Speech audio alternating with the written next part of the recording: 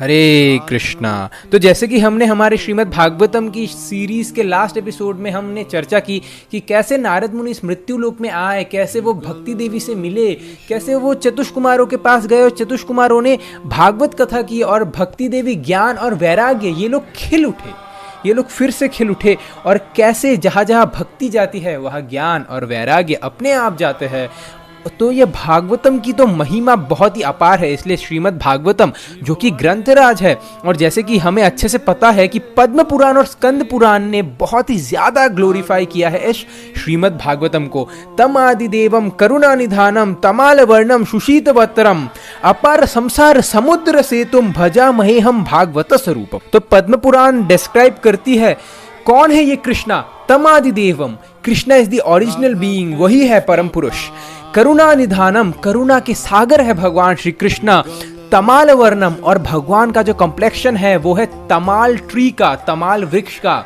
और सेम समय में भगवान है सुहित अवतारम, और वही भगवान श्री कृष्ण इस जगत में आते हैं साउंड वाइब्रेशन के रूप में, हरिनाम संकीर्तन एंड भागवत कथा के रूप में आते हैं भगवान श्री कृष्ण। तो भगवान श्री कृष्ण प्रकट होते हैं, जैसे कि हम कहते हैं जब भगवान प्रकट हुए एक्वेटिक्स के बीच में तब भगवान आए मत्स्य अवतार के रूप में, जब भगवान प्रकट हुए एनिमल्स के बीच में तब भगवान आए वराहदेव और नरसिंहदेव के रूप में, जब भगवान प्रकट हुए पत्थरों में तब भगवान आए गिरिराज गोवर्धन के रूप में, जब भगवान प्रकट हुए मार्बल्स वुड इन सब में तब भगवान आए विग्रह के रूप में, जब भगवान हम मनुष्य के सोसाइटी में आए, मनुष्य के सोसाइटी में आए तब भगवान आए गुरु तत्व के रूप में। उसी प्रकार जब भगवान वैदिक लिटरेचर के रूप में आए, ये ट्रांसेंडेंटल वैदिक लिटरेचर के रूप में, तब भगवान आए श्रीमद् भागवतम के रूप में। तो श्रीमद् भागवतम भगवान श्री कृष्ण से अभिन्न है। जो व्हाइट पेज है वो है श्रीमती राधा रानी, और जो ब्लैक इंक है वो है भगवान श्री कृष्ण। तो इसलिए श्रीमद् भागवतम।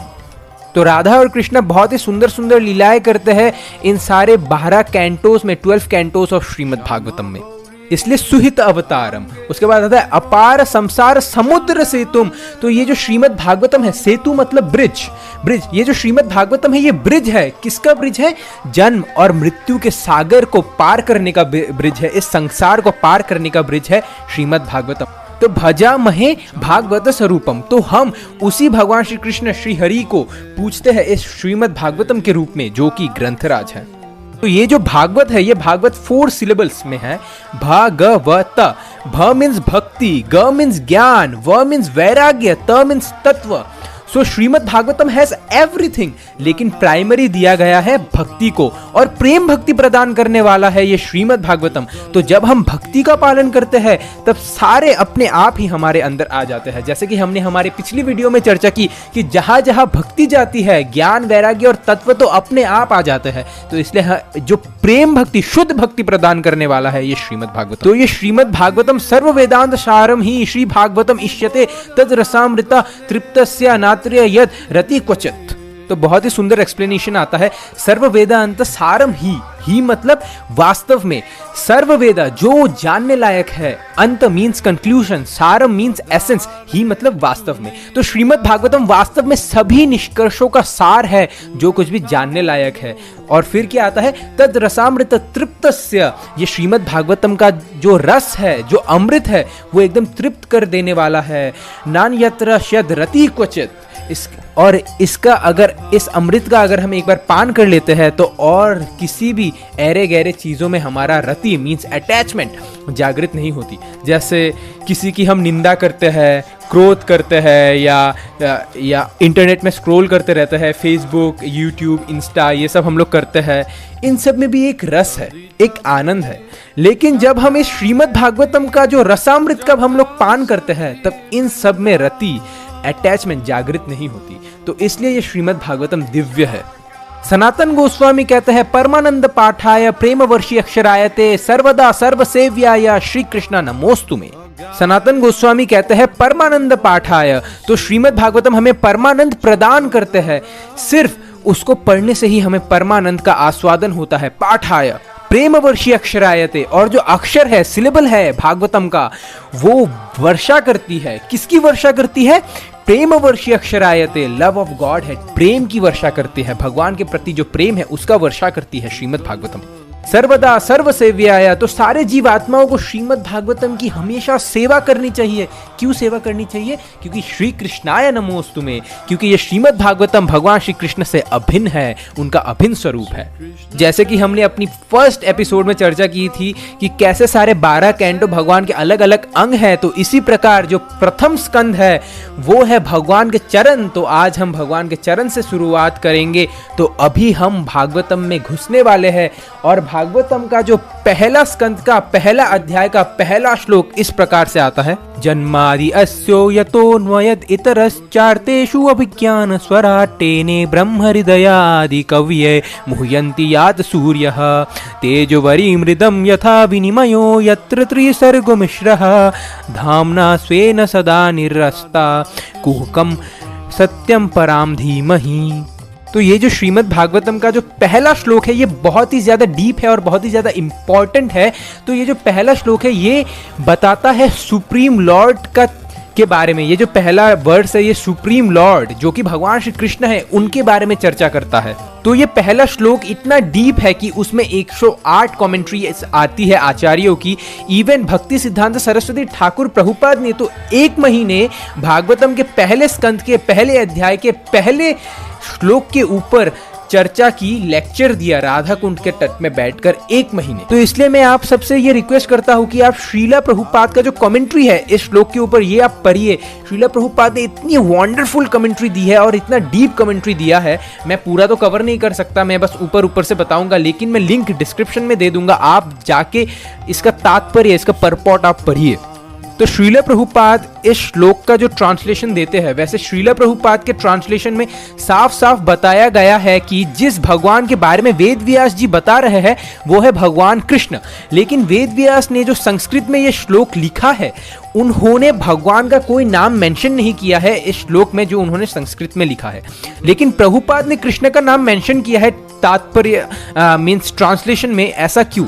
क्योंकि हम कलयुग के बद्धजीव है और हमारे अंदर सिर्फ 2 ग्राम बुद्धि है और इस 2 ग्राम बुद्धि से हम नहीं जान सकते हैं कि भगवान कौन है, और हम किसी ना किसी बाबा के चक्कर में फंस जाएंगे या कहीं ना कहीं हिमालय में जाकर बैठ जाएंगे। फिर कुछ टाइम बाद जब कुछ नहीं होगा तब हम बोलेंगे कि भगवान जैसा तो कुछ होता ही नहीं है, ये सब बेकार की बात है। इसलिए प्रभुपाद ने डायरेक्ट कृष्ण का नाम मेंशन कर दिया है ताकि हम ये अच्छे से समझ सके कि भगवान तो कृष्ण ही है। अच्छा, तो फिर वेद व्यास जी ने भगवान का नाम मेंशन क्यों नहीं किया? उनको पता नहीं है क्या कि कृष्ण ही भगवान है? वेद व्यास जी को तो पता है, अरे वो खुद भगवान श्री कृष्ण के अवतार है, उनको पता नहीं होगा क्या कि भगवान कौन है? लेकिन फिर भी उन्होंने ये संस्कृत वर्ड्स में भगवान का कोई नाम मेंशन नहीं किया है। ऐसा उन्होंने इसलिए किया क्योंकि उनको पता है कि ये जो श्रीमद् भागवतम है ये फ्यूचर में अलग अलग लोग अलग अलग तरीके से पढ़ेंगे, और अगर वो डायरेक्ट ये मेंशन कर देते कि I offer my humble obeisances to lord Shri Krishna, तो जो शिव जी के भक्त है, जो राम जी के भक्त है या माता दुर्गा के भक्त है, तो वो कहेंगे अरे ये तो सिर्फ कृष्ण के भक्तों के लिए है, ये तो मेरे लिए नहीं है, ये तो मेरे लिए नहीं है, ये तो मेरे लिए नहीं है, तो वो लोग ऐसा बोलेंगे। तो इसलिए वेद व्यास जी ने कोई नाम मेंशन नहीं किया है। लेकिन श्रीला प्रभुपाद का अगर कोई श्रीमद् भागवतम पढ़े तो उसमें डायरेक्ट मेंशन किया गया है कि भगवान तो भगवान श्री कृष्ण ही है। ट्रांसलेशन में श्रीला प्रभुपाद ने कृष्ण का नाम मेंशन कर दिया है, तो जो डिवोटी इसे पढ़ेगा उसको अलग से इफोर्ट लगाने की जरूरत नहीं है कि भगवान कौन है, भगवान कौन है, उसको ऐसा कोई इफोर्ट लगाने की जरूरत नहीं है। तो वेद व्यास कहते हैं सत्यम परम धीमहि, I offer my respects to absolute truth, परम सत्य। अच्छा, एब्सोल्यूट ट्रूथ क्या है? एक रिलेटिव ट्रूथ होता है और एक एब्सोल्यूट ट्रूथ होता है। अगर मैं किसी को कोई सफेद कागज दिखाऊं और मैं उनसे कहूं कि ये कागज किस रंग का है, तो वो कहेगा कि ये सफेद का है। और अगर मैं उसके ऊपर एक रेड ग्लासेस डाल दूं और मैं उससे पूछूं कि ये कागज किस रंग का है, वो कहेगा ये लाल रंग का है। सच बताओ, अरे ये लाल रंग का है, मैं जो देख रहा हूं मैं तो वही बोल रहा हूं। अच्छा, अगर मैं ग्रीन ग्लासेस किसी और व्यक्ति के ऊपर डाल दूं और उससे पूछूं ये कागज किस कलर का है, वो कहेगा कि ये ग्रीन कलर का है। अरे सच बताओ, अरे ये ग्रीन कलर का है, मैं जो देख रहा हूं मैं वो बता रहा हूं। तो ये रेड और ग्रीन ये है रिलेटिव ट्रूथ, ये सत्य है उनके लिए, जो वो देख पा रहे हैं वो सत्य है। लेकिन एब्सोल्यूट ट्रूथ क्या है? एब्सोल्यूट ट्रूथ ये है कि ये कागज सफेद रंग का है। और एक एग्जांपल देता हूं, जैसे मैं अगर अभी कहूं कि मैं अभी जवान हूं लेकिन क्या 30 साल बाद 40 साल बाद मैं जवान रहूंगा? नहीं, मैं बूढ़ा हो जाऊंगा। तो ये जवान हूं ये कहना ये है रिलेटिव ट्रूथ, लेकिन एब्सोल्यूट ट्रूथ क्या है कि मैं एक दिन मर जाऊंगा। तो भगवान तो वेदव्यास जी कहते हैं कि सत्यम परम धीमहि, मैं उस सत्यम परम धीमहि उस एब्सोल्यूट ट्रूथ को प्रणाम करता हूं जिससे ये सारा जगत, ये सारा ब्रह्मांड आया है और ये सब कुछ जिसमें रेस्ट करता है, मैं उनको प्रणाम करता हूं। अच्छा, तो हम ये कैसे मान ले कि ये एब्सोल्यूट ट्रूथ भगवान श्री कृष्ण है? वेदव्यास ने तो कोई नाम मेंशन ही नहीं किया, तो प्रभुपाद जी बोल देंगे तो क्या ये सत्य हो जाएगा कि भगवान श्री कृष्ण है? तो इसका भी आंसर आता है भागवतम के 10वें स्कंद के 2 अध्याय के 26वें श्लोक। सत्यव्रतम सत्यपरम त्रिसत्यम सत्य योनिम निहितम च सत्य सत्यस्य सत्यम त्रसत्य नेत्रम सत्यामकम त्वम शरणम प्रपन्नम। तो ये सत्यम कौन है? ये सत्यम है भगवान श्री कृष्ण। जब भगवान श्री कृष्ण देवकी माता के गर्भ में थे, तब जो देवी देवता आकर भगवान श्री कृष्ण को कह रहे हैं सत्यव्रतम सत्यपरम त्रिसत्यम। सत्यम, ये सत्यम कौन है? ये है भगवान श्री कृष्ण। सत्यस्य योनि निहितम च सत्य। आप देखिए कितना बार ये सत्यम वर्ड यूज किया है ये देवी देवताओं ने भगवान श्री कृष्ण के ऊपर। यही ये दर्शाता है कि भगवान श्री कृष्ण ही एब्सोल्यूट ट्रूथ है, परम सत्य है।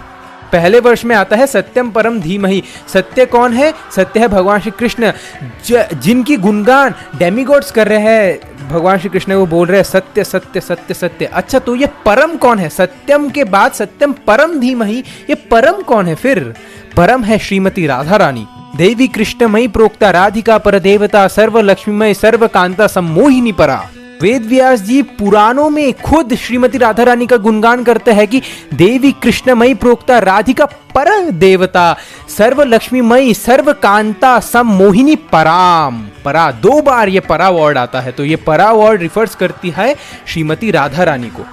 सत्यम रिफर्स टू भगवान श्री कृष्ण, परम रिफर्स टू श्रीमती राधा रानी। तो सत्यम परम धीमहि, धीमहि मतलब वी मेडिटेट ऑन देम, हम उनके ऊपर ध्यान लगाते हैं और इसके बाद मैं ये श्लोक लिखता हूँ। तो वेद व्यास जी ये कहते हैं श्रीमद् भागवतम के पहले स्कंद के पहले अध्याय के पहले श्लोक का अर्थ तो ये है। लेकिन फिर भी अगर आप डीप में जानना चाहे तो आप प्रभुपाद जी का जो तात्पर्य है वो आप पढ़िए, इतना सुंदर से लिखा है प्रभुपाद जी ने, इसका मैं लिंक दे दूंगा डिस्क्रिप्शन में।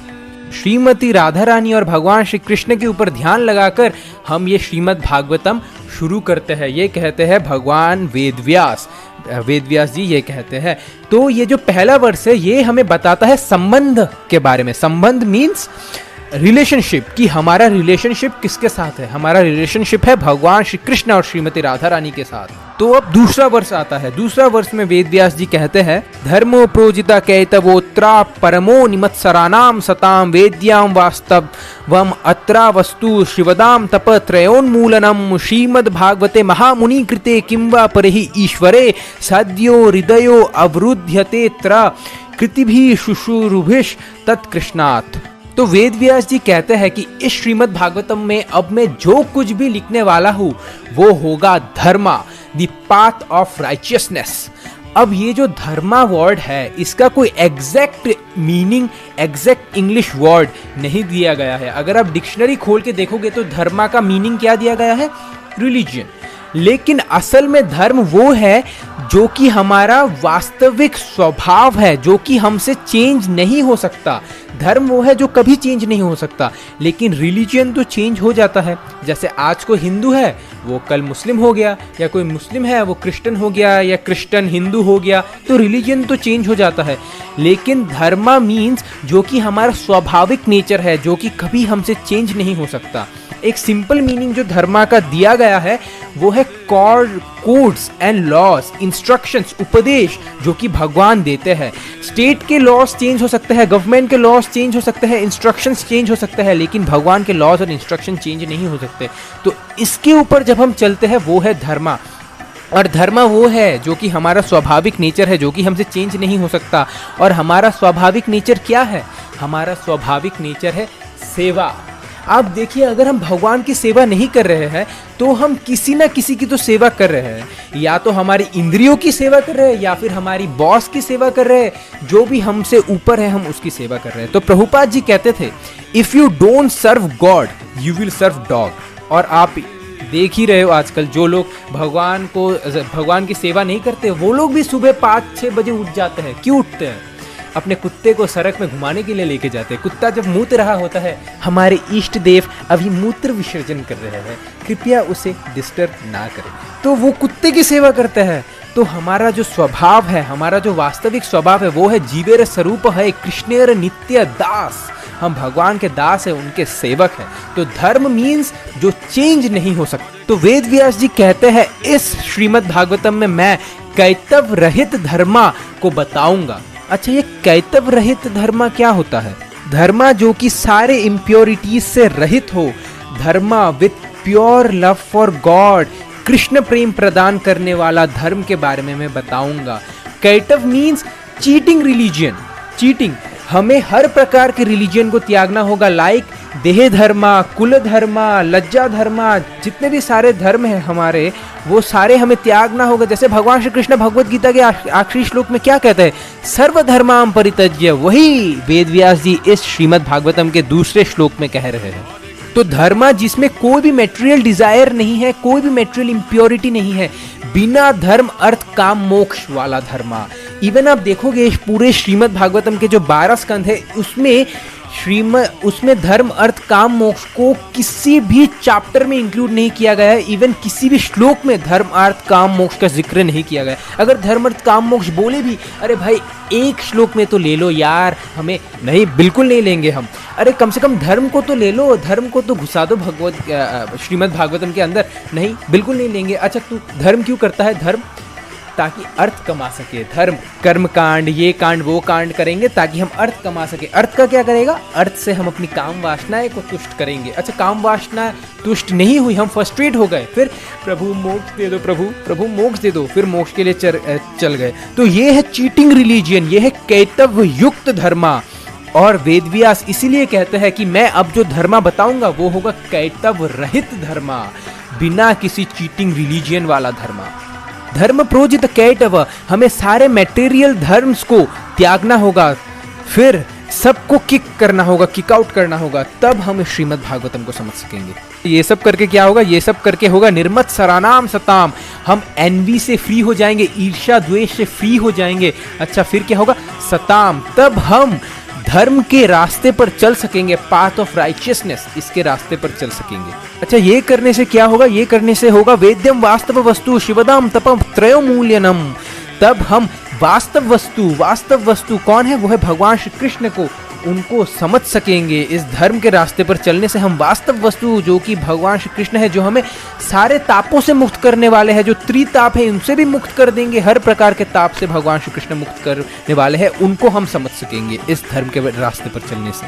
अच्छा, इन सब से मुक्त होके क्या होगा? इन सब से मुक्त होके शिवदम, सारे ऑस्पिशियसनेस सब आ जाएंगे। सिर्फ यही नहीं, श्रीमद् भागवतम महामुनि कृते किंवा परेह ईश्वरः, ये श्रीमद् भागवतम वो है जो कि प्रेम को प्रदान करने वाला है, प्रेम को एक्सप्रेस करने वाला है। किसके प्रति प्रेम? भगवान राधा कृष्ण के प्रति प्रेम। महामुनि कृते, वो धर्म के बारे में बताऊंगा जो उन भक्तों से आ रहा है, महामुनि उन साधु संतों से आ रहा है जिन्होंने भगवत प्राप्ति की है, सेल्फलेस लव फॉर गॉड, वो वाला धर्म। एंड किम वा परे ईश्वर, तो दूसरे पुस्तकों, दूसरे बुक्स पढ़ने की आवश्यकता ही क्या है? कोई कह सकता है अरे भाई तुम तो बहुत ही फैनेटिक पर्सन हो भाई, तुम सिर्फ श्रीमद् भागवतम को प्रमोट कर रहे हो, वो ठीक है, लेकिन आप बोल रहे हो कि सिर्फ श्रीमद् भागवतम ही होना चाहिए और कोई भी ग्रंथ और कोई भी बुक्स नहीं होना चाहिए, ऐसा क्यों?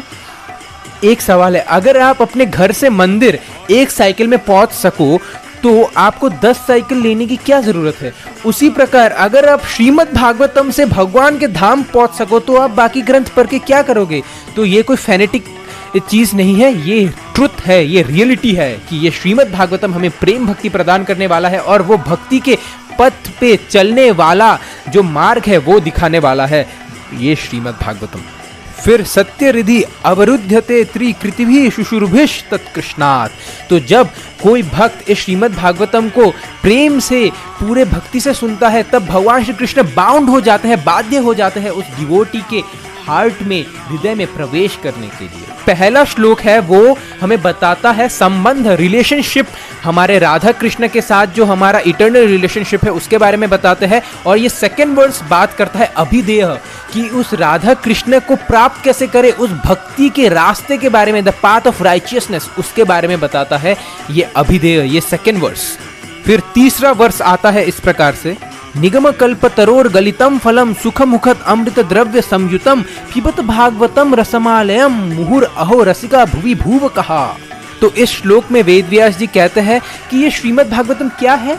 ये श्रीमद् भागवतम है सारे शास्त्रों का पका हुआ फल। जैसे अगर आपके पास पेड़ हो, जब हमको भूख लगती है तब क्या हम ये पूरे पेड़ को खा जाते हैं? नहीं, हम उस पेड़ में लगे हुए फल को खाते हैं। क्यों? क्योंकि उस फल में रस है। तो ये श्रीमद् भागवतम सारे शास्त्रों का पका हुआ फल है, और ये ऐसा फल है जिसमें सिर्फ पल्प है, ओनली रस। जैसे अगर हम एक आम को देखें तो आम में क्या है? पहले छिलका है, छिलका हटाओ, फिर पल्प है, पल्प खाने के बाद क्या आता है? गिटली, गिटली हटाओ। लेकिन श्रीमद् भागवतम ये ऐसा फल है जिसमें सिर्फ pulp pulp pulp pulp pulp, ना छिलका है ना गुठली है, कुछ नहीं है, सिर्फ पल्प है, सिर्फ रस है। तो ये ऐसा फल है जिसमें सिर्फ रस है, सारे शास्त्रों का रस है, कुछ भी इधर उधर का मंडेन बातें नहीं की गई है इस श्रीमद् भागवतम में। तो कल्पतरु क्या है? Wish fulfilling tree. तो सारे शास्त्रों के इस विश फुलफिलिंग ट्री में पका है ये श्रीमद् भागवतम।